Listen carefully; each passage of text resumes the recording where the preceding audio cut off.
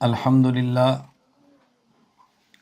للہ نحمده ونستعینه ونستغفره ونؤمن به ونتوکل علیہ ونعوذ باللہ من شرور انفسنا ومن سیئات اعمالنا من يهده الله فلا مضل له ومن يضلل فلا هادي له ونشهد ان لا اله الا الله وحده لا شريك له ونشهد أن سيدنا ومولانا محمدا عبده ورسوله أما بعد فأعوذ بالله من الشيطان الرجيم بسم الله الرحمن الرحيم يا أيها الناس اتقوا ربكم الذي خلقكم من نفس واحدة وخلق منها زوجها وبث منهما رجالا كثيرا ونساء واتقوا الله الذي تساءلون به والأرحام إن الله كان عليكم رقيبا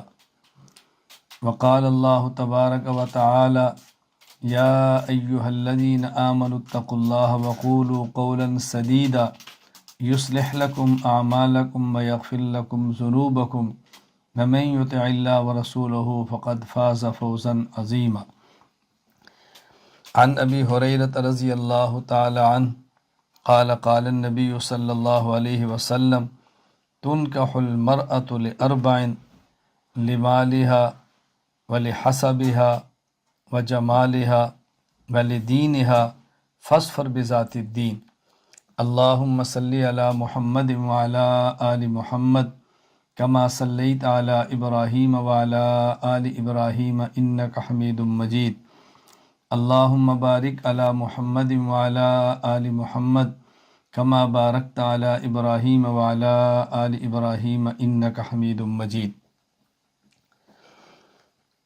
اللہ تعالیٰ کے فضل اور کرم سے جو ہم نے ارادہ کیا ہے کہ انشاءاللہ پورے عالم میں ایسے مراکز قائم کرنے ہیں جو عقائد کے لیے درسگاہ، مسائل کے لیے دارالافتاء اور تزکیہ نفس کے لیے خانقاہ ہو، ان میں سے ہمارا ایک مرکز خانقاہ حنفیہ مسجد الصحابہ آسٹریلیا میں موجود ہے۔ ہمارے نہایت محبت کرنے والے بزرگ مرید سید قاسم شاہ صاحب نے اپنے اعزاء اقارب دوستوں کے ساتھ مل کر اس مرکز کی بنیاد رکھی ہے، اور اب ان کے بیٹے سید شاہد مصطفیٰ شاہ صاحب میرے شاگرد بھی ہیں، مجاز بھی ہیں، اور مجھ ہی سے تربیت حاصل کر رہے ہیں، اور بہترین انداز میں اس خانقاہ کو اور مرکز کو چلا رہے ہیں۔ اللہ تعالیٰ ان کی عمر میں برکت عطا فرمائے اور ساری خدمات کو جو اللہ کے لیے ہیں قبول فرمائے۔ ہماری اسی خانقاہ حنفیہ آسٹریلیا سے وابستہ دو میرے شاگرد اور مرید ہیں، ان میں ایک ہیں بھائی جریر صاحب اور ایک ہیں بھائی نوید۔ بھائی نوید پاکستان شیخوپورہ سے ہیں اور بھائی جریر آسٹریلیا میں ہیں۔ کچھ دن قبل سید شاہد مصطفیٰ شاہ صاحب نے مجھے فرمایا کہ ہماری خواہش ہے کہ بھائی جریر کے لیے کوئی مناسب رشتہ آپ تلاش کر دیں، اور وہ دین کا کام کرنے والی بچی ہو تاکہ دونوں مل کر یہاں مرکز میں دین کا کام کریں۔ اللہ تعالیٰ نے یہ مقدر میں لکھا تھا بھائی نوید صاحب کی ہمشیرہ کے، تو بھائی نوید صاحب کا مجھے 2 دن قبل یہ میسج آیا، پھر تفصیل سے فون پہ بات ہوئی کہ ہماری ہمشیرہ کا رشتہ طے ہو گیا اور ہماری خواہش ہے کہ نکاح آپ پڑھیں۔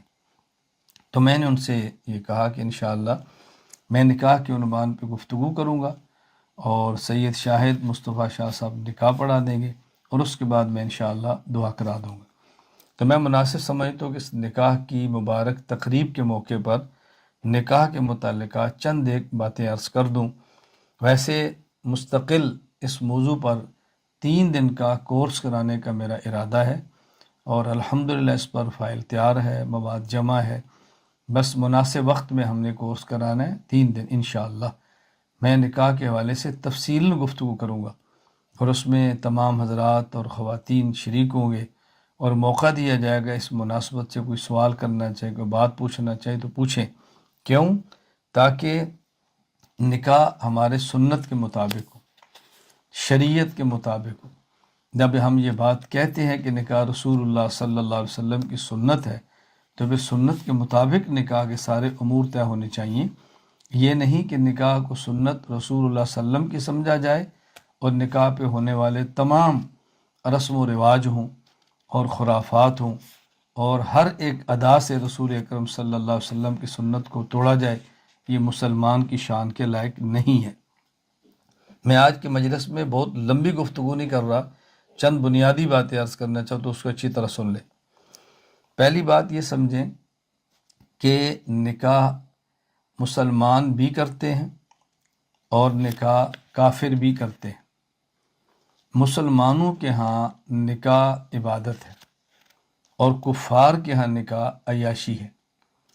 تو چونکہ نظریہ نکاح میں فرق ہے، اس لیے طریقہ نکاح میں فرق ہے۔ مسلمان چونکہ نکاح کو عبادت سمجھتا ہے تو ان تمام چیزوں کا خیال کرے گا جن کا عبادت میں خیال کیا جاتا ہے، اور کافر چونکہ عیاشی سمجھتا ہے تو ہر وہ چیز استعمال کرے گا کہ جس سے یہ عیاشی ہو۔ یہ بنیادی فکر سمجھ لیں۔ فکر کی تبدیلی یہ بہت اہم تبدیلی ہے۔ میں ایک بات پر بہت اہتمام سے اور تاکید سے زور دیتا ہوں کہ اپنے افکار کو درست کریں، اپنے نظریات کو درست کریں، اپنی سوچ کے زاویے درست کریں۔ جب ہمارے سوچ کے زاویے درست ہوں گے تو پھر تمام معاملات کو چلانا بہت آسان ہوگا۔ تو مسلم کے ہاں نکاح عبادت ہے اور غیر مسلم کے ہاں نکاح عیاشی ہے۔ چونکہ ہمارے ہاں نکاح عبادت ہے تو ہم تمام امور میں عبادت کے پہلو کا خیال کریں گے۔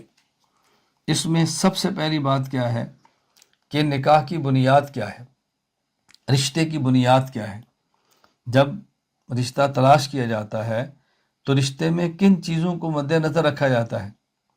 ہم چونکہ نکاح کو عبادت سمجھتے ہیں اور عبادت میں رسول اکرم صلی اللہ علیہ وسلم کی ذات گرامی کو ہم معیار سمجھتے ہیں، تو رسول اکرم صلی اللہ علیہ وسلم سے پوچھتے ہیں کہ نکاح کس بنیاد پہ ہوتا ہے۔ صحیح بخاری میں روایت موجود ہے، حدیث نمبر 5090۔ حضرت ابو ہریرہ رضی اللہ تعالیٰ عنہ فرماتے ہیں رسول اللہ صلی اللہ علیہ وسلم فرمایا کہ عام طور پر جو نکاح کے لیے عورت کو دیکھا جاتا ہے تو اس میں 4 چیزیں بنیاد ہوتی ہیں۔ تنکح المرأة لأربع، لمالها، بس اوقات عورت کے مال کو دیکھا جاتا ہے، ولحسبها، بس اوقات اس کے خاندان کو دیکھا جاتا ہے، وجمالها، بس اوقات اس کی خوبصورتی کو دیکھا جاتا ہے، ولدینها، اور بس اوقات اس کے دین کو دیکھا جاتا ہے۔ تو کوئی نکاح میں عورت کے مال کو دیکھتا ہے کہ عورت مالدار ہونی چاہیے، کوئی دیکھتا ہے کہ اس کا خاندان بڑا ہونا چاہیے، کوئی دیکھتا ہے کہ خوبصورت بہت ہونی چاہیے، کوئی دیکھتا ہے کہ اس کے پاس دین ہونا چاہیے۔ رسول اکرم صلی اللہ علیہ وسلم نے خود فرمایا فاصفر بذات الدین، تمہیں ان میں سے کسی ایک چیز کو اختیار کرنا پڑے تو تم دین کو اختیار کرنا اور دین کو ترجیح دینا۔ دیکھو اس کی بہت ساری وجہ ہیں، میں نے پہلے بھی عرض کیا کہ میں تفصیلی بات نہیں کر رہا، مختصر بات کر رہا ہوں۔ اگر مال بنیاد ہے اس نے ختم ہو جانا ہے، خاندان بنیاد ہے، مرنے کے ساتھ تعلق ٹوٹ جاتے ہیں، اور اگر خوبصورتی ہے ایک بیماری سے ختم ہو جاتی ہے۔ دین ایسی چیز ہے کہ جو نہ ختم ہونے والی چیز ہے، دین ایک ایسی چیز ہے جو نہ ختم ہونے والی چیز ہے۔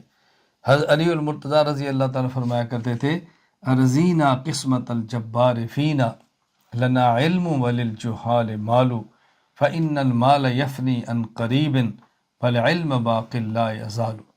اللہ ہم آپ کی تقسیم پہ راضی ہیں، آپ نے ہمیں علم دین دیا ہے اور لوگوں کو آپ نے مال دیا ہے۔ مال ختم ہو جائے گا اور علم دین کا یہ فنا ہونے والی چیز نہیں ہے۔ دین کا علم، عام علم نہیں، علم دین مراد ہے۔ تو پہلی بات کہ نکاح میں بنیاد کیا ہے۔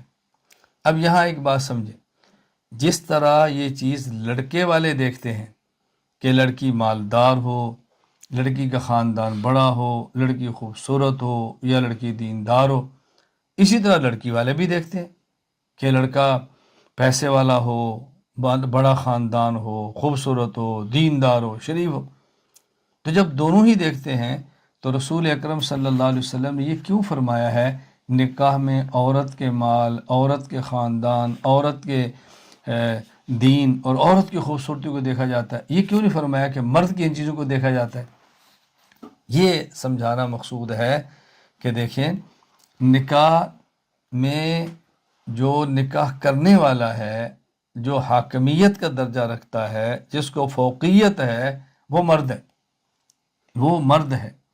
یعنی خامند اور بیوی کا جب بنتے ہیں تو مرد نکاح کر کے عورت کے گھر نہیں جاتا، عورت نکاح کر کے مرد کے گھر آتی۔ اس لیے جس کو لانا ہے اس کے بارے میں دیکھنا ہے نا، کہ اپنے گھر کس کو لانا ہے۔ جس نے جانا ہے اس کا اتنا مسئلہ نہیں ہے، بات سمجھیں، جس نے جانا ہے اس کا اتنا مسئلہ نہیں کہ کس کیا جانا ہے، جس نے اپنے گھر میں مستقل رکھنا ہے اس کے لیے مسائل ہے۔ تو اس لیے نسبت اس بات کی طرف کی ہے کہ عورت میں ان چیزوں کو دیکھا جاتا ہے کہ عورت کیسی ہو۔ تو ہمیں اس حدیث پاک سے ایک بات سمجھ آئی کہ نکاح میں مال بھی دیکھنا چاہیے، حرج کی بات نہیں ہے، خاندان بھی دیکھنا چاہیے، حرج کی بات نہیں ہے، خوبصورتی دیکھیں، حرج کی بات نہیں ہے، لیکن ترجیح اس بات کو دے کہ دین ہے یا نہیں ہے، شرافت ہے یا نہیں ہے، یہ بنیاد ہے۔ اب ہم نے خود غور کرنا ہے کہ ہم نکاح کرتے وقت کیا ان چیزوں کا خیال کرتے ہیں یا ان چیزوں کا خیال نہیں کرتے۔ پہلی بات کہ مسلم اور غیر مسلم کے نظریے نکاح میں فرق ہے۔ مسلمان کے ہاں نکاح عبادت ہے اور غیر مسلم کے نکاح عیاشی ہے۔ دوسری بات، نکاح کرتے وقت بنیاد کیا ہونی چاہیے؟ سب سے اہم وہ دین ہے۔ تیسری بات سمجھے کہ جب نکاح کرنے کا ارادہ کرتے ہیں اور سب سے پہلا مرحلہ ہوتا ہے نکاح کے لیے منگنی کا۔ دیکھیں منگنی یہ ہمارے اردو زبان کا لفظ ہے، جسے کہتے ہیں نا مانگنا، مانگنا، کوئی چیز مانگنا اسے کہتے ہیں منگنی، یعنی فلاں نے مانگا ہے۔ تو یہ بات ذہن نشین فرما لیں کہ نکاح میں ضروری نہیں ہے کہ لڑکے کے ورثاء لڑکی مانگے، یہ بھی ہو سکتا ہے کہ لڑکی کے ورثاء لڑکے کو مانگ لیں۔ یعنی جس طرح نکاح کے لیے لڑکے والے پہل کرتے ہیں تو لڑکی والے بھی پہل کر سکتے ہیں کہ بچہ ہمیں پسند ہے، ہم چاہتے ہیں اسے نکاح کرتے ہیں، اور یہ قرآن کریم سے ثابت ہے۔ حضرت شعیب علیہ السلام کی جو بیٹیاں تھیں تو حضرت موسیٰ علیہ السلام نے یہ نہیں کہا تھا کہ میں چاہتا ہوں آپ کی بیٹی سے میرا نکاح ہو۔ حضرت شعیب علیہ السلام نے فرمایا انی اریدو، میں چاہتا ہوں کہ اپنی دو بیٹیوں میں سے ایک بیٹی آپ کے نکاح میں دو۔ تو یہاں دیکھو لڑکی والے نے پہل کیا۔ ہمارا کیا ہے، بس اوقات لڑکی بڑی ہو جاتی ہے، نکاح کے قابل ہو جاتی ہے، نکاح کرنا ضروری ہوتا ہے، اور نکاح کرنا بھی چاہتے ہیں، کسی جگہ بیٹی دینا بھی چاہتے ہیں، لڑکا اور اس کا خاندان پسند بھی ہوتا ہے، لیکن یہ اندر آر ہوتی ہے کہ ہم کیوں پہل کریں، وہ ہم سے مانگیں، ہم کیوں یہ بات کریں، یہ بندے کو اڑا دیتا ہے۔ اس ہم کے اندر رہتے ہیں اور بس اوقات اس کا رشتہ کسی اور جگہ طے ہو جاتا ہے، تو پھر افسوس کرتے ہیں کہ ہم خود پہل کر لیتے تو اچھا تھا۔ اب افسوس سے کچھ نہیں ہوگا۔ اور منگنی کے حوالے سے یہ بات بھی ذہن نشین فرما لیں کہ یہ جو ہمارے منگنی کی رسومات چلتی ہے نا، کہ لڑکا لڑکی کو دیکھ لے، لڑکی لڑکے کو دیکھ لے، اس کے لیے ان کی سیٹنگ کرنا، ان کو الگ بٹھانا، چائے پلانا، کھانا کھلانا، یہ ہماری شریعت کا مزاج نہیں ہے۔ دیکھنے کی گنجائش موجود ہے، اہتمام مقصود نہیں ہے۔ گھر میں کام کر رہی ہے دیکھ لیں، پانی لے کر آئیے دیکھ لیں، باقاعدہ ان کو بٹھائیں، الگ خلوت ان کو دیں، یہ ٹھیک نہیں ہے۔ اور پھر باقاعدہ رشتے سے پہلے دونوں کا ملنا، باہر گھومنا، ان کا مزاج مل جائے، یہ شریعت کا مزاج نہیں ہے۔ یہ بات اچھی طرح سمجھیں۔ اور جب رشتہ پسند آ جائے، منگنی ہو جائے، تو نکاح میں تاخیر نہ کریں۔ جامع ترمذی میں روایت موجود ہے، حدیث نمبر 1084، حضرت ابو ہریرہ رضی اللہ تعالیٰ عنہ فرماتے ہیں رسول اللہ صلی اللہ علیہ وسلم فرمایا اذا خطب الیکم من ترضون دینا وخلقا، جب تمہارے پاس ایسا شخص پیغام نکاح بھیجے تم جس کے دین اور اخلاق کو پسند کرتے ہو، فزوجوہ، پھر نکاح کر دو، الا تفعلوا تکن فتنۃ فی الارض وفساد عریض، اگر تم اس پر عمل نہیں کرو گے تو پھر ایسا نہیں کرو گے تو زمین میں فساد ہوگا، فتنے ہوں گے، آزمائشوں کے اندر تم مبتلا ہو جاؤ گے۔ اب تم اس میں تاخیر نہیں کرنی چاہیے۔ جب نکاح کا وقت متعین ہو، نکاح کرنا ہو، تو نکاح کس جگہ پہ کریں؟ چونکہ ہمارے ہاں نکاح عبادت ہے، تو عبادت کے لیے سب سے بہترین جگہ مسجد ہے، اور غیر مسلم کیا نکاح عیاشی ہے۔ عیاشی کی بہترین جگہ بازار ہے، ہال ہے، مرد عورتوں کے اختلاط ہے، ساز ہے اور گانے ہیں، ڈانس ہے، ظاہر عیاشی جو ہو رہی ہے۔ ہمارا چونکہ عبادت ہے، تو حضرت ام المومن امی عائشہ رضی اللہ تعالیٰ عنہ فرماتی ہیں، رسول اکرم صلی اللہ علیہ وسلم فرمایا، اعلنوا ھذا النکاح وجعلوا فی المساجد۔ یہ حدیث جامع ترمذی میں موجود ہے، حدیث نمبر 1089 80 اور 9، کہ تم نکاح مسجد میں کرو۔ معلوم ہوا کہ نکاح کا بہترین جو جگہ ہے، موقع، وہ مسجد ہے۔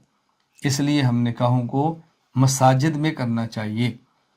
اور جب یہ نکاح کریں تو اس نکاح میں یہ ضروری ہے کہ جس کا نکاح ہے وہ یا اس کا وکیل یہ نکاح کی مجلس میں موجود ہوں، یعنی دو گواہ ہوں، اور مرد اور عورت دونوں یا دونوں کا وکیل، جس طرح آج نکاح ہوگا تو اس میں بجریر موجود ہے، ان کی ہمشیرہ پاکستان میں ہے، لیکن ان کے بھائی ہمشیرہ کے بھائی نوید مجلس کے اندر موجود ہے۔ یہ بات اچھی طرح ذہن نشین فرما لیں۔ یہ جو ہمارے آج کہتے ہیں نا کہ ٹیلی فونک نکاح ہے، ویڈیو کال پہ نکاح ہے، لڑکی کہیں بیٹھی ہے، لڑکا کہیں بیٹھا ہے، ویڈیو کال، اور یہ نہیں، یہ خلاف شرع ہے۔ نکاح شریعت کے مطابق ایسے ہوگا کہ جس مجلس میں نکاح ہو رہا ہے وہاں لڑکی اور لڑکا دونوں موجود ہوں، یا جو موجود نہیں اس کا وکیل وہاں پہ موجود ہو۔ اگر دونوں ایک مجلس میں نہ ہوں اور دونوں کا وکیل نہ ہو، دور دور ہوں، ہمارے یہاں شریعت میں اس کو نکاح تسلیم نہیں کیا جاتا۔ یہ بات اچھی طرح ذہن نشین فرما لیں۔ مسجد میں ہو، نکاح خان ہو، اور گواہ ہوں، اور دلہا دلہن یا ان کا وکیل وہاں پہ موجود ہو۔ اور جو نکاح ہوگا اس کے اندر دو چیزیں ہیں، ایک ہے گواہ اور ایک ہے اعلان۔ شریعت میں اصل اعلان ہے، اصل اعلان ہے، خاندان کے ہر فرد کو پتہ ہو، محلے کے ہر فرد کو پتہ ہو، تعلق والے ہر فرد کو پتہ ہو کہ یہ دونوں خامند اور بیوی ہیں، اعلان ہے۔ یہ جو گواہ ہیں یہ اس لیے ہیں کہ بوقت ضرورت ان کو پیش کیا جا سکے۔ مرد عورت جا رہے ہیں، ہوٹل میں ٹھہرے ہیں، پولیس کہتی ہے تم کون ہو، وہ کہتے ہیں خامند اور بیوی ہیں۔ اس پر ثبوت کے طور پہ ان کو دو گواہ پیش کرنے پڑیں گے جو کہ نکاح فارم کے اندر لکھے ہوتے ہیں۔ پورا مجمع تو پیش نہیں کر سکتے، لہذا یہ جو ہمارے یہاں چلا ہوا ہے کہ ماں کو بھی نہیں پتا، والد کو بھی نہیں پتا، دو گواہ بنا لے، چوری نکاح کر لیا اور کہتا ہے یہ نکاح میں دو گواہ کافی، نکاح ہو گیا، یہ انتہائی نازیبا بدترین حرکت اور شریعت کے مزاج کے خلاف ہے۔ میرے علم میں ایسے حضرات اور خواتین موجود ہیں جن کا مجھ سے صلاحی تعلق جڑا ہے، اور مجھے یہ بات بتائی گئی ہے کہ ہم نے ماں باپ کو بتائے بغیر دو گواہ بنا کر آن لائن نکاح کیا ہے، اور وقت پر اس کا اظہار کریں گے۔ میں نے کہا تم نے جرم کیا ہے، تم نے غلط کیا ہے، اور تمہیں اس وقت سمجھ آئے گی جب تمہاری بیٹی ہوگی، تمہارا بیٹا ہوگا، تمہارے پوچھے بغیر کریں گے، تمہیں پھر سمجھ آئے گی جرم کیا ہوتا ہے۔ شریعت کے مزاج کو سمجھو۔ اصل یہ ہے کہ اعلان ہو، اعلان ہر کسی کو پتا ہو۔ یہ جو دو گواہ بنائے جاتے ہیں یہ تو بوقت مطالبہ، وقت ضرورت ہے کہ جب ضرورت پیش آ جائے تو دو گواہ پیش کرو۔ اصل اعلان ہے، میں بار بار یہ بات کہہ رہا ہوں، اس دھوکے کے اندر مت آؤ کہ والدین کو پتہ نہیں ہے، سرپرست کو پتہ نہیں ہے، کہیں دفتر میں کام کرتے ہیں، کہیں اور کام کرتے ہیں، اور بعض اس سطح کے لوگ ہیں کہ دین کو استعمال کرتے ہیں کہ یہ میں نے دین کے فائدے کے لیے کیا ہے۔ یہ کون سا دین کا فائدہ ہے کہ آپ دین کے حقوق کو چھوڑ رہے ہو، دین کی حدود کو پامال کر رہے ہو، مزاج شریعت کی دھجیاں اڑا رہے ہیں؟ یہ کون سا دین ہے؟ تو نکاح میں گواہ اور اعلان۔ پھر جب یہ نکاح ہوتا ہے اس میں حق مہر ضروری ہے۔ اب حق مہر کتنا طے کرنا ہے؟ حق مہر میں بنیادی طور پر دو چیزیں۔ نمبر ایک، اتنا زیادہ نہ ہو کہ لڑکا ادا نہ کر سکے، اور اتنا کم نہ ہو کہ لڑکی کو اپنے خاندان اپنی سہیلیوں میں بتاتے ہوئے شرمندگی محسوس ہو۔ یہ اصل حق مہر ہے۔ ہمارے یہاں کیا معروف ہے کہ جی مہر فاطمی رکھ لیتے ہیں۔ بھی آپ نے رکھنا ہے تو آپ مہر خدیجہ رکھو۔ رسول اکرم صلی اللہ علیہ وسلم کی 11 بیویاں ہیں، بیوی کا نام نہیں لیا جا رہا۔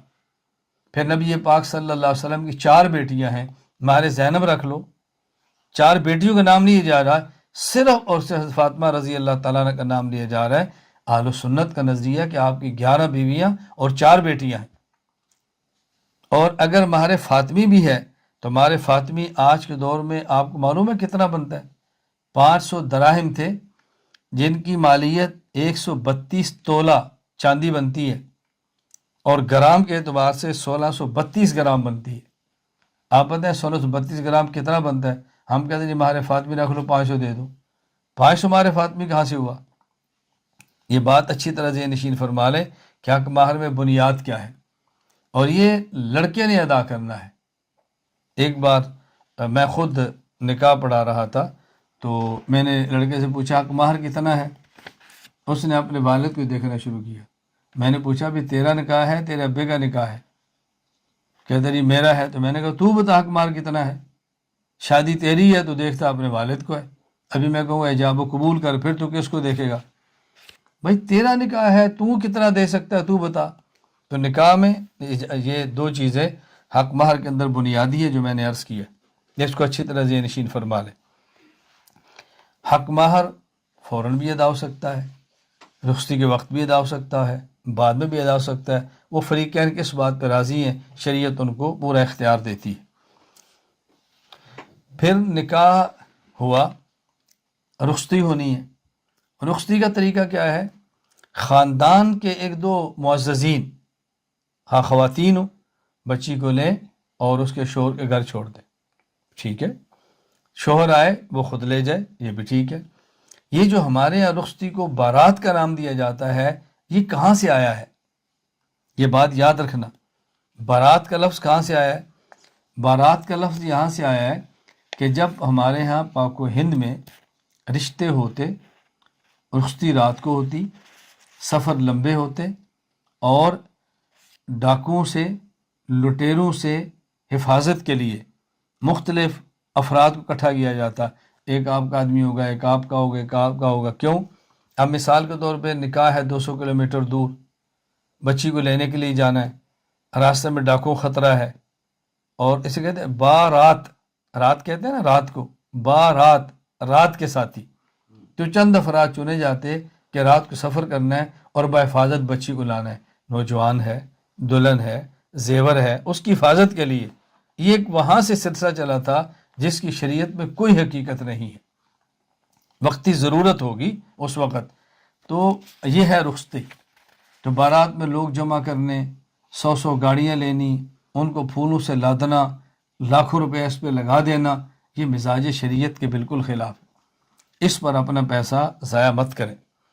میں نے خود اپنی بیٹی کا نکاح کیا ہے، بیٹی کو رخصت خود کی ہے، بیٹی کو اس کے سسرال خود چھوڑ کر آیا ہوں، کوئی بارات نہیں ہے۔ ان باتوں کو ہمیشہ ذہن نشین فرمائیں کہ رخصتی کا طریقہ یہی ہے۔ نکاح مسجد میں ہو، ایجاب و قبول ہو اور حق مہر طے ہو، اس موقع پر آپ چھوارے تقسیم کریں، تقسیم نہ کریں، پھینک دیں، لوٹائیں، کوئی حرج کی بات نہیں ہے۔ کیوں؟ یہ خوشی کا موقع ہے نا، دیکھنے سے پتہ چلا ہے کہ خوشی ہو رہی ہے۔ نکاح میں ان چیزوں کا خیال رکھنا انتہائی ضروری ہے۔ نکاح ہوا، رخصتی ہوئی، اب اس کے بعد ولیمہ آئے گا، دوسرے دن ولیمہ کرنا ہے۔ ولیمے کے لیے ایک بات یہ نشین فرما لیں، نکاح ہو گیا، خامد اور بیوی علیحدگی میں ملاقات کر لی، اس کے بعد ولیمہ ہے۔ ہمارے ہاں جو آج کل رواج ہے کہ بس اوقات ایک بہن کا اور ایک بھائی کا نکاح ہے، یعنی آج بھائی نے جانا ہے لینے کے لیے اور کل دوسروں نے آنا ہے بہن کو لینے کے لیے۔ تو لوگ کیا کریں گے کہ جس دن بھائی کا نکاح ہے اس دن ولیمہ دونوں رکھ لیں گے، یعنی اگلے کے نکاح سے پہلے ولیمہ۔ اور میرے علم میں ایسے بہت سارے نکاح موجود ہیں، نکاح سے پہلے ولیمہ نہیں ہوتا، رخصتی سے پہلے ولیمہ نہیں ہوتا، ولیمہ ہوتا ہے رخصتی کے بعد۔ اور ولیمے میں صرف خاندان کے 2-4 بندے ضروری نہیں ہیں، آپ کو جو لوگ میسر ہیں ان کو بلا لیں، نہ پورے خاندان کو بلانا ضروری ہے، نہ تمام اعزاء اقربا کو بلانا ضروری ہے۔ ولیمہ کتنا ہونا چاہیے؟ آپ اندازہ فرمائیں کہ حضور اکرم صلی اللہ علیہ وسلم نے اپنے 11 نکاحوں میں جو سب سے بڑا ولیمہ کیا ہے، حضرت انس رضی اللہ تعالیٰ عنہ فرماتے ہیں ما رأیت رسول اللہ صلی اللہ علیہ وسلم اولم علی امرأۃ ما اولم علی زینب فإنہ ذبح شاۃ، کہ حضور نے سب سے بڑا جو ولیمہ کیا ہے وہ اپنی بیوی حضرت زینب کا کیا ہے، اور وہ اتنا بڑا ولیمہ تھا کہ آپ نے ایک بکری ذبح کی تھی۔ صحیح مسلم حدیث نمبر 2568، ایک بکری، اتنا بڑا ولیمہ تھا۔ یہ کس کا ہے؟ سرور کونین صلی اللہ علیہ وسلم، سید الجن والانس کا، سید الانبیاء کا، محبوب ملائکہ، محبوب انس کا اور محبوب خدا کا ولیمہ ہے، اور ایک بکری ذبح ہو رہی۔ تو یہ بات اچھی طرح ذہن نشین فرما لیں کہ ولیمہ کس طرح ہونا چاہیے۔ اور بدترین ولیمہ جس کو رسول اکرم صلی اللہ علیہ وسلم نے خود فرمایا، صحیح بخاری حدیث نمبر 5177 ہے، حضرت ابو ہریرہ رضی اللہ تعالیٰ عنہ فرماتے ہیں رسول اللہ صلی اللہ علیہ وسلم فرمایا شر الطعام طعام الولیمہ یدعا لها الاغنیاء ویترک الفقراء، بدترین ولیمے کا وہ کھانا ہے کہ جس میں مالداروں کو بلایا جائے اور اس موقع پر غریبوں کو چھوڑ دیا جائے۔ ومن ترک الدعوۃ فقد عصى اللہ ورسولہ صلی اللہ علیہ وسلم، کوئی دعوت دے تو دعوت میں شرکت کریں، انکار مت کریں، دعوت کرنی چاہیے اور ولیمہ بھی کرنا چاہیے، ولیمہ سنت ہے، لیکن ولیمہ بہت بڑا نہ ہو، اور ولیمے میں اس کا خیال کریں۔ اگر کوئی ولیمہ بڑا کر لے تو گناہ اور ناجائز نہیں ہے، مزاج شریعت کے خلاف ہے۔ شریعت کا مزاج ہے ایک مختصر سا ولیمہ ہو اور اس میں غریبی بلائے جائیں اور یوں کھانا بنایا جائے اور نکاح کی ترتیب بنائی جائے۔ اللہ تعالی ہم سب کو سنت کے مطابق نکاح کرنے کی توفیق عطا فرمائے۔ میں اپنے تمام بھائیوں کو، اپنی تمام بہنوں کو اور اپنی تمام بیٹیوں کو اور بیٹوں کو یہ بات سمجھانا چاہتا ہوں، ہم طے کریں کہ ہم نے جو نکاح ہیں وہ انشاءاللہ ثم انشاءاللہ سنت کے مطابق کرنے۔ آپ یقین فرمائیں، یعنی میرے یہاں خود میری بیٹی کا نکاح تھا، میں نے جان بوجھ کے 300 مہمانوں کی فہرست بنائی، پھر پورے کھانے کا اسٹیمیٹ لگایا کتنا ہو سکتا ہے، اور اس کے بعد میں نے اپنی اہلیہ اور بیٹی دونوں سے کہا، میں نے کہا دیکھیں ہم نے نکاح کرنا ہے، اور نکاح کرنے کے بعد خود کو داعی اور مبلغ ثابت کرنا ہے، تو آپ کیا دونوں چاہتی ہیں کہ میں نکاح اس طرح کروں کہ کل کو میرے لیے دین کو بیان کرنا مشکل ہو، یا آپ چاہتی ہیں میں نکاح اس طرح کروں کہ میرے لیے دین کو بیان کرنا آسان ہو؟ کہا جی ہم چاہتے ہیں کہ آپ کے لیے آسان ہو، ہم آپ کے ساتھ ہیں۔ میں نے کہا بہت اچھا، تو پھر میں اس نکاح کے موقع پر کسی کو دعوت نہیں دوں گا، اجتماع کے اندر نکاح کر دوں گا، نکاح کا اعلان ہو جائے گا اور اپنی بیٹی کو خود رخصت کروں گا۔ کہا جی ہمیں منظور ہے۔ اسی طرح ہمارا نکاح ہوا۔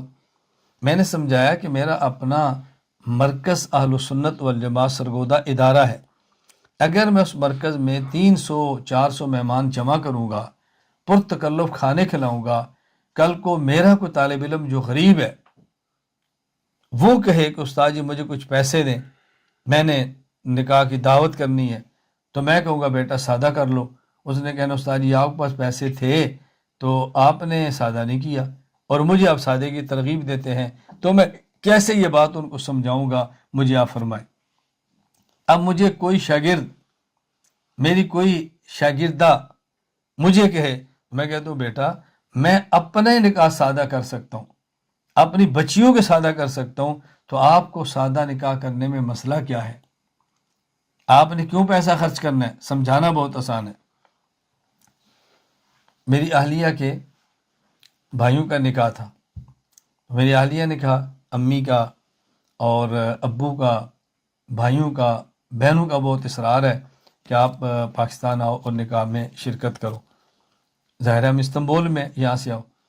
تو میں نے کہا دیکھو جانے میں کوئی حرج نہیں، آپ چلی جاؤ، بچوں کے ساتھ جاؤ، میں منع نہیں کرتا، لیکن ایک بات سمجھو کہ آپ معلمہ ہیں، کل کو اگر کوئی بچی ہندوستان کی ہو اور خلیجی کسی ملک میں رہتی ہو، کسی اور ملک میں رہتی ہو، پاکستان کی ہو کسی اور ملک میں رہتی ہو، اور وہ آپ سے کہے کہ باجی میری بھائی کی شادی ہے تو میں جانا چاہتی ہوں، تو میرے پاس پیسے نہیں ہیں، تو کچھ آپ میرے ساتھ تعاون کر دیں یا کسی کو کہہ دیں، تو آپ ان کو کیا کہو گی؟ اگر آپ خود نہیں گئی تو آپ کہہ سکتی ہو بیٹی میرے بھائی کی شادی تھی میں نہیں گئی، تو بھائی کی شادی میں جانا کوئی ضروری تو نہیں ہے، آپ کیوں پریشان ہیں؟ تو آپ یہ بات کہہ سکتی ہو نا۔ اور اگر آپ خود چلی گئی تو آپ اس کو کیسے سمجھاؤ گی؟ اگر آپ اس کو سمجھانا چاہو گی تو اس نے کہنا باجی آپ پاس پیسے تھے آپ تو چلی گی، اب میرے پاس نہیں پیسے تو میں بہت پریشان ہوں، سمجھانا مشکل ہوگا۔ بطور خاص جو معلم، مربی اور دینی قیادت ہے، ان کو ان معاملات کا بہت زیادہ خیال کرنا چاہیے کہ میرے قول اور میرے فعل سے شریعت کا جنازہ نہ اٹھے، شریعت کی ترویج ہو۔ دنیا میں سب سے بڑا خوشی کا موقع اولاد کا نکاح ہوتا ہے، اور دنیا میں سب سے بڑا غم کا موقع اولاد کا جنازہ ہوتا ہے۔ اگر دین کے مبلغ، دین کے داعی، دین کو بیان کرنے والے علماء نکاح اور جنازے کے موقع پہ شریعت کو چھوڑ دیں گے، بدعات کریں یا علاقے کی رسومات کو کریں، تو بتائیں دین پر عمل کیسے ہوگا؟ یہی خوشی اور غم کا موقع ہوتا ہے کہ جہاں انسان نے اپنے پاؤں پہ کھڑا ہونا ہوتا ہے۔ میرا بیٹا فوت ہوا، میں نے جنازہ، چونکہ میرے 4 بچے فوت ہوئے، میں ایک کا واقعہ سننے لگا ہوں، رات فوت ہوا، میں نے صبح 8 بجے کا جنازہ رکھ دیا۔ کیوں؟ تاکہ لوگ جنازہ پڑھ کے 9 بجے تک دفاتر میں اپنے کاموں میں آرام سے پہنچ جائیں۔ 8 بجے کا اعلان ہو گیا، میرے پھوپھی کے بیٹے فوت ہو گئے، بھائی عنایت اللہ، اللہ ان کی مغفرت فرمائے۔ زمانہ طالب علمی میں میرے ساتھ وہ مالی تعاون کرتے تھے۔ انہوں نے کہا الیاس میں لاہور سے آ رہا ہوں اور 20 منٹ تک میں پہنچ جاؤں گا۔ میں نے ان کی بھی انتظار نہیں کی اور میں نے کہا جنازہ پڑھا دیا جائے۔ کیوں؟ یہ جو کتنی بڑی تعداد پہ لوگ آئے ہیں، میں ایک اپنے رشتہ دار کی وجہ سے ان سب کو خراب نہیں کر سکتا۔ نکاح کا وقت، جنازے کا وقت متعین ہے، لوگ جنازہ پڑھیں اور جائیں، باقی بعد میں آئیں گے وہ تعزیت کر لیں گے۔ ایک عالم کو، ایک دین کے داعی کو، مبلغ کو یوں کھڑا ہونا ضروری ہے۔ تو ہمارے آج بھی مسجد صحابہ آسٹریلیا خانقاہ حنفیہ میں چونکہ نکاح کی تقریب ہے، تو دونوں طرف سے میرا بہت گہرا تعلق ہے، تو میں نے مناسب سمجھا کہ اس موقع پر چند باتیں کہہ دوں۔ بچی نے رخصت ہونا ہے، ولیمہ ہونا ہے، اور آج کے دور میں بہت بڑا مسئلہ پھر جہیز کا چلتا ہے۔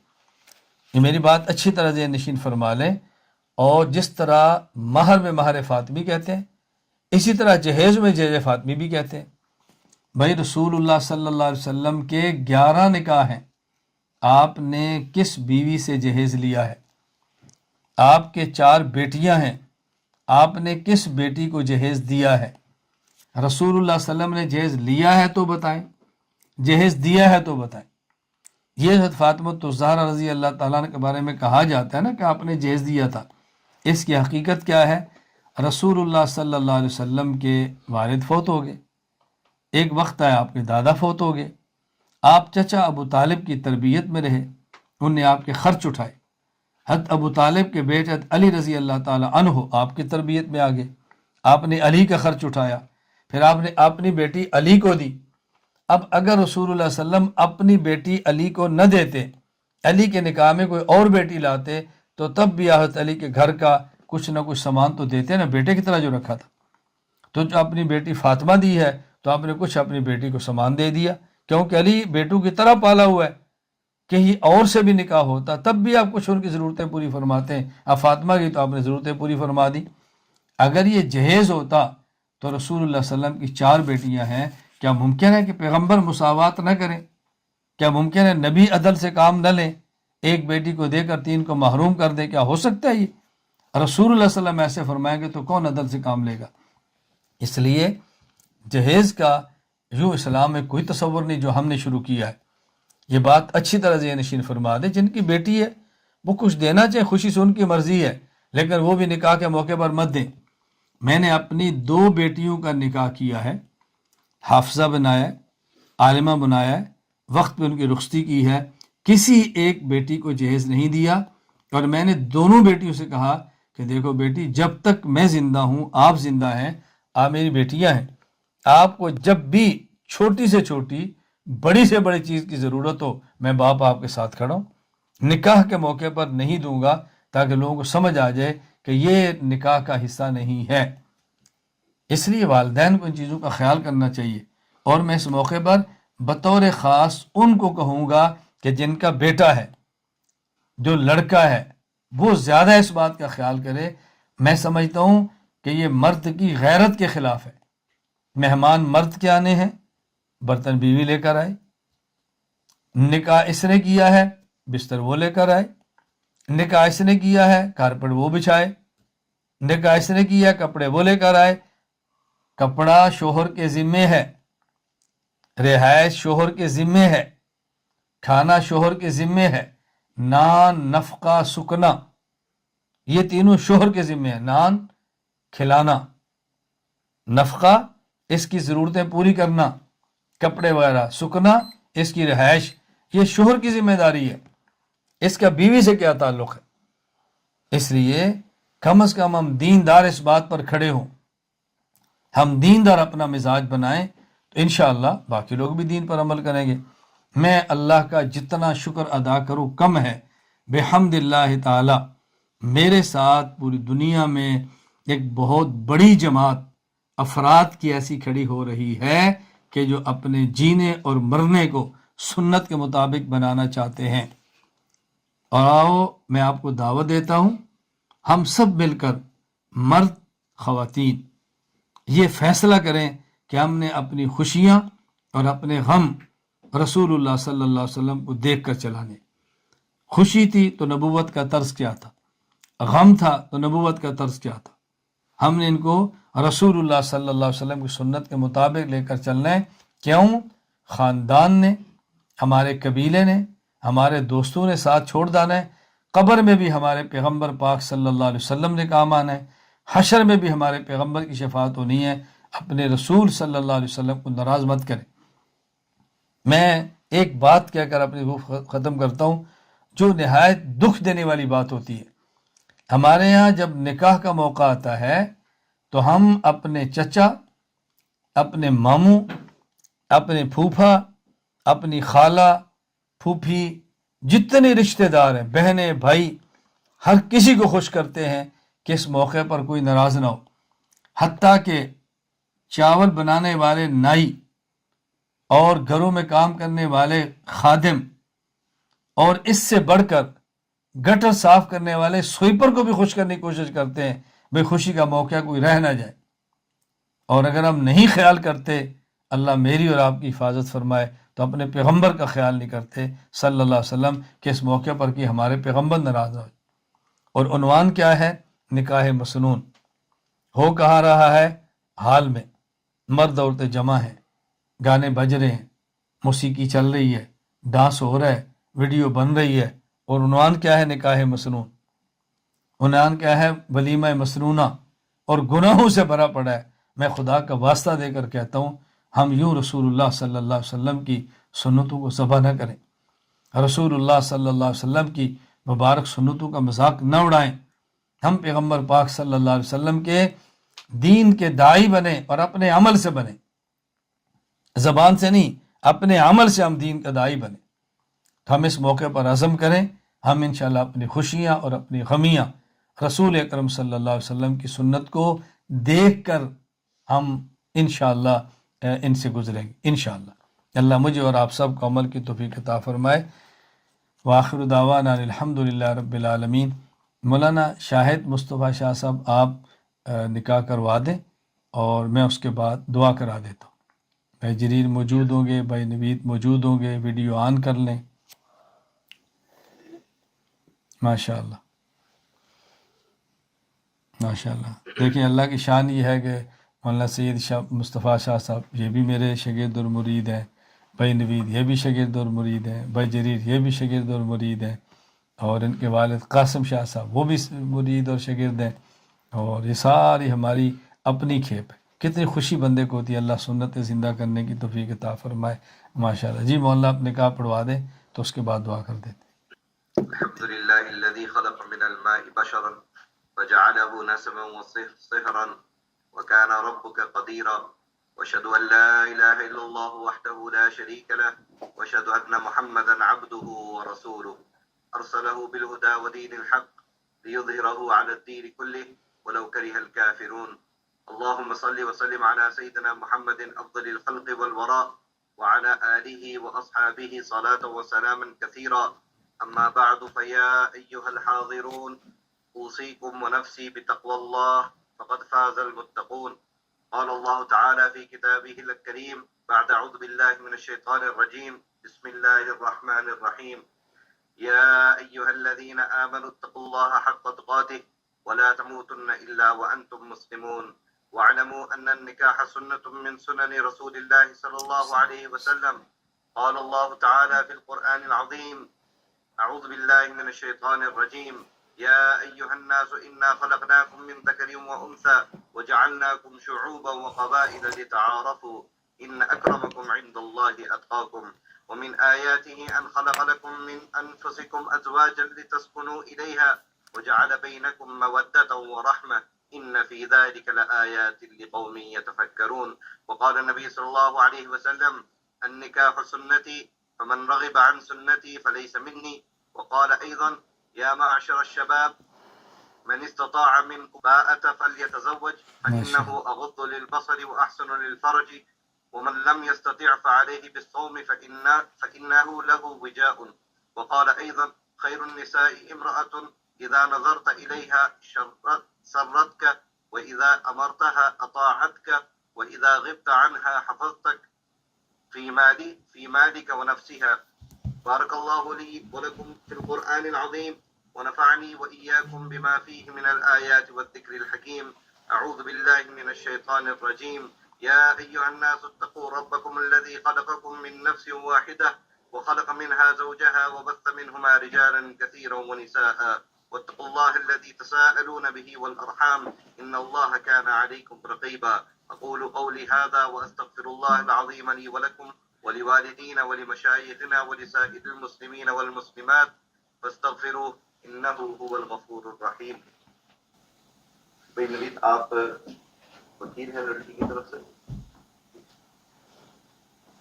ان گواہوں کی موجودگی میں آپ بریرہ بنت شاہد کو 4 لاکھ روپے مہر کے عوض میں بھائی جریر بن عنایت اللہ کو دیتے ہیں.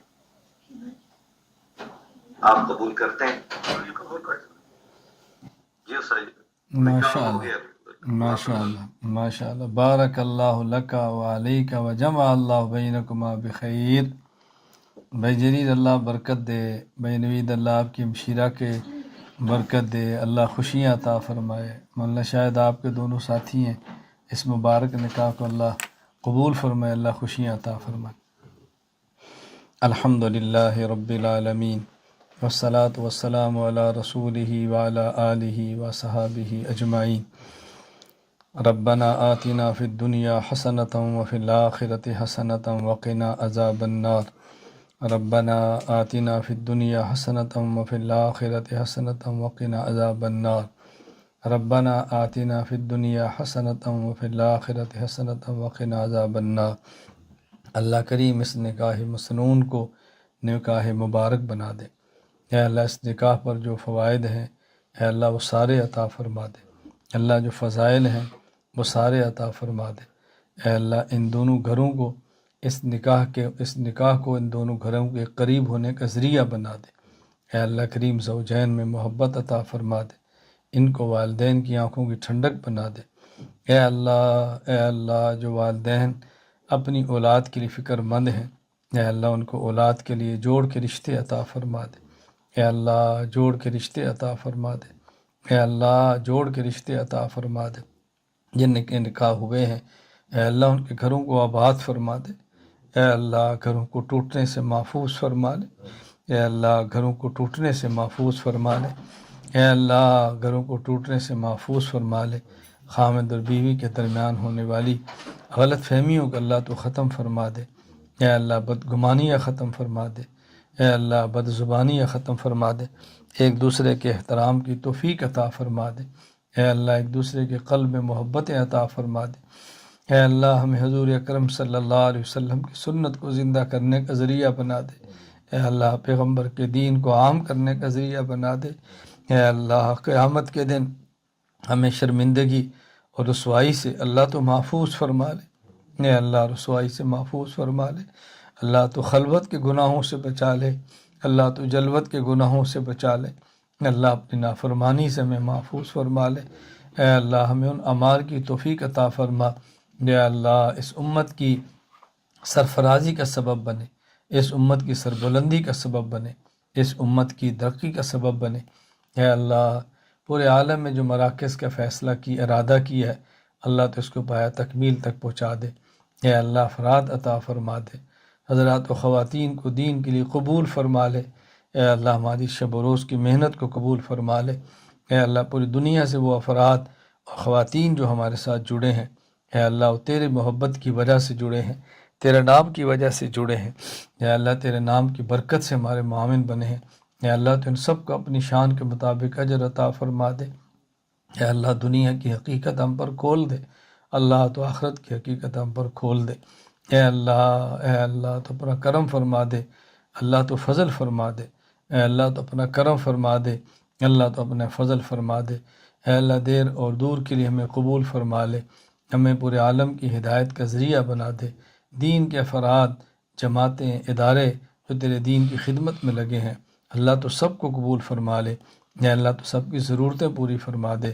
جو ہم نے دعائیں مانگی ہیں بجاہ النبی صلی اللہ علیہ وسلم قبول فرما لے، وصلی اللہ تعالی علی رسولی خیر خلقہ محمد وعلی آلہ وصحابہ اجمعین آمین برحمتک یا ارحم الراحمین۔ ماشاء اللہ لاؤ بھائی لاؤ، ہم آپ کے نکاح کی خوشی میں یہاں کھجوریں کھا رہے ہیں، ہم آپ کے نکاح کی خوشی میں یہاں کھجوریں کھا رہے ہیں، یہ سب کو ایک ایک کھجور نکال کے دیں۔